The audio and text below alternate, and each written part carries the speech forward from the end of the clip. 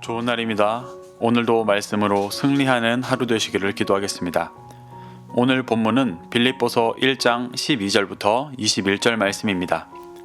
오늘 본문은 감옥에 갇혀있는 상황 속에서 복음에 반응하는 두 부류의 사람들의 모습과 오직 복음이 전해져 그리스도의 날이 이르기만을 갈망하는 바울의 중심이 잘 나타나고 있습니다.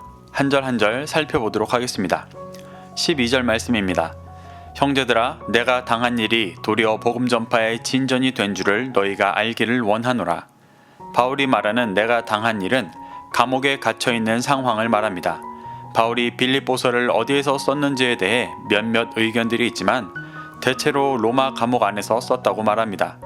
바울은 복음을 전하다 로마 감옥에 갇혀있는 상황이 도리어 복음 전파의 진전이 되었다고 말하고 있는 것입니다. 13절부터 14절입니다. 이러므로 나의 매임이 그리스도 안에서 모든 시위대 안과 그 밖의 모든 사람에게 나타났으니 형제 중 다수가 나의 매임으로 말미암아 주 안에서 신뢰함으로 겁없이 하나님의 말씀을 더욱 담대히 전하게 되었느니라.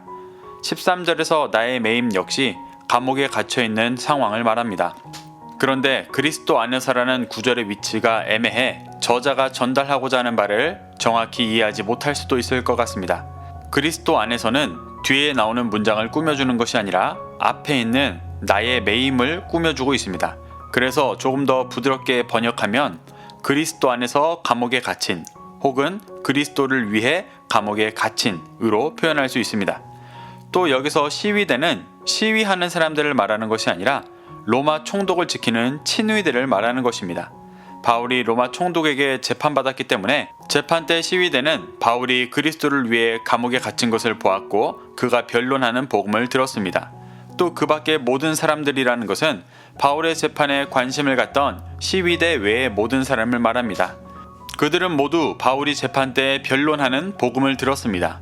또 사도행전을 보면 바울은 감옥에 있으면서도 많은 사람들이 그에게 오가며 자유롭게 복음을 증거했었음을 알 수 있습니다.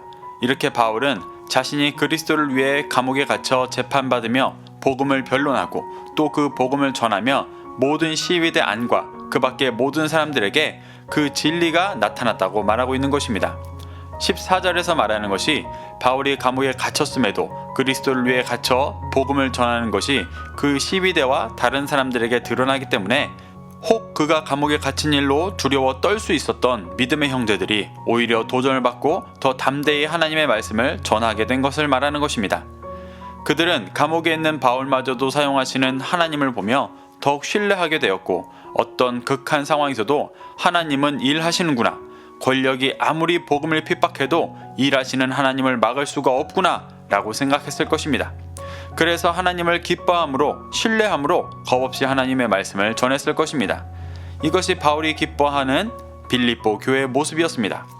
그런데 이렇게 복음이 전파되는 상황 속에서도 모든 이들이 같은 마음으로 복음을 전한 것은 아니었습니다. 두 부류의 사람들을 볼 수 있습니다.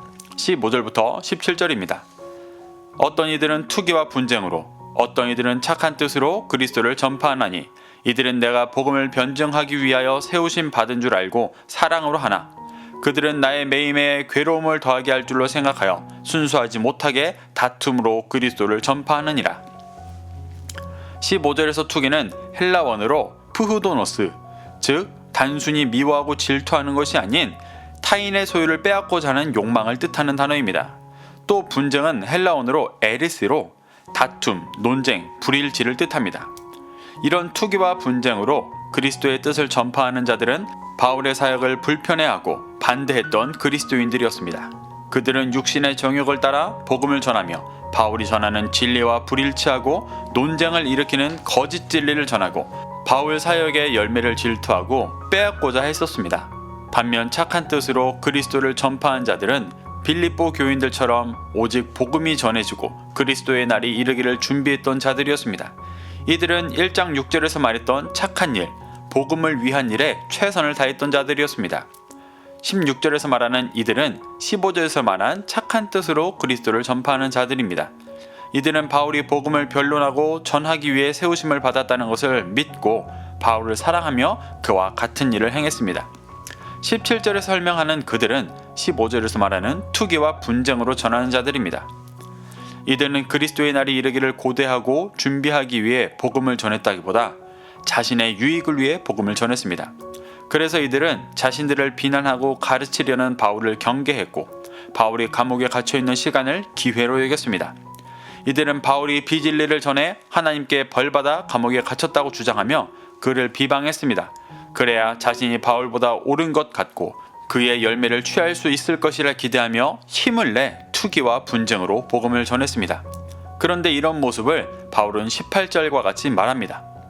그러면 무엇이냐? 거칠애로 하나 참으로 하나 무슨 방도로 하든지 전파되는 것은 그리스도니 이로써 나는 기뻐하고 또 기뻐하리라. 여기서 말하는 거칠애가 헬라 원어로 프로파시스입니다. 이는 예수님께서 타락한 종교자들의 중심을 표현할 때 쓰셨던 외식함과 동일한 단어입니다. 투기하고 논쟁하는 자들이 외식함으로 복음을 전파하고 있는 상황을 보여주는 말입니다. 바울은 외식함으로 복음을 전파하나 착한 뜻을 가진 자들이 진리로 전하나 결국 그리스도께서 전파되는 것이니 나는 기쁘다라고 말하고 있습니다. 이 고백은 자기가 부인되어지고 인생의 목적이 온전히 예수님과 연합된 자들이 할 수 있는 고백입니다. 사도행전을 보면 외식하는 자들이 바울을 얼마나 공격하고 핍박했는지 알 수 있습니다. 사람의 성정으로는 그들이 밉기도 하고 분하기도 하고 억울할 수도 있었지만 바울은 그것에 전혀 개의치 않았습니다. 오히려 어떤 상황이든 복음만 전해지면 된다고 생각했습니다. 이것은 철저하게 예수님과 같은 목적을 갖고 그곳에 집중되어 있지 않다면 할 수 없는 사고였습니다. 이후 9절에서 바울은 자신이 그토록 기뻐하는 이유를 정리해서 설명합니다. 19절부터 21절입니다. 이것이 너희의 간구와 예수 그리스도의 성령의 도우심으로 나를 구원에 이르게 할 줄 아는 고로 나의 간절한 기대와 소망을 따라 아무 일에든지 부끄러워하지 아니하고 지금도 전과 같이 온전히 담대하여 살든지 죽든지 내 몸에서 그리스도가 존귀하게 되게 하려 하나니 이는 내게 사는 것이 그리스도니 죽는 것도 유익함이라. 19절에서 말하는 이것은 바울이 감옥에 갇혔음에도 어떻게든 복음이 계속 전파되고 있는 상황입니다. 바울은 이 일이 빌립보 교인들의 간구와 성령의 도우심으로 계속 진행되고 있다고 말합니다. 이 상황 자체가 자신의 사역의 열매이기 때문에 그 일로 자신은 구원에 이르게 될 것이라고 고백합니다. 그래서 20절에서 21절과 같은 고백을 합니다. 바울이 20절에서 말하는 나의 간절한 기대와 소망은 앞서 말했던 복음이 전해지는 것, 그 복음을 전해들은 자들이 그리스도의 날까지 이르는 것입니다. 이 일을 위해서라면 어떤 일에도 부끄러워하지 않고 살든지 죽든지 자신을 통해 그리스도가 존귀하게 되는 일만을 할 것이라는 고백입니다. 21절에서 자신이 그리스도가 존귀하게 되는 일만 하겠다고 말한 이유가 자신 안에 사는 분이 그리스도이시기 때문이라고 말합니다. 이것은 바울 안에 자신의 생각, 기준, 정욕 이 모든 것들이 죽고 오직 그리스도께서 주인되어 살아가는 상태를 말합니다.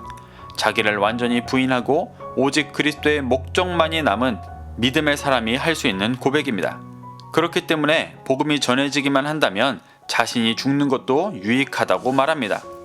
이미 자신 안에 그리스도만 사시는 것 자체가 구원을 완성한 모습이기 때문에 할 수 있는 고백입니다. 뿐만 아니라 자신이 죽으면 더 불일 듯 복음이 전해질 것이고 그것이 그리스도께서 죄인을 구원하시기 위해 이루고자 하시는 일이었기 때문에 자신의 죽음이 유익한 일이라고 말하고 있는 것입니다. 사랑하는 성도 여러분, 우리 안에 바울과 같은 고백이 넘쳐나게 되어지기를 소망합니다. 오늘 본문을 통해 보면 결국 이러한 고백을 하는 자가 그리스도의 날에 이르고 구원받게 된다는 것을 알 수 있습니다. 자기 자신이 주인되어 투기와 분쟁으로 신앙생활하고 있다면 그 모습이 깨달아지고 깨어져 그리스도의 날이 이르기를 갈망하며 신앙생활할 수 있기를 바랍니다. 이 말씀을 교훈삼아 자신의 삶의 목적이 무엇인지 돌아보고 바울과 같이 주님의 목적에 연합되어 복음 전하며 구원을 이루어가게 되시기를 축복합니다. 오늘도 주님 안에 승리하는 하루 되시기를 기도하겠습니다.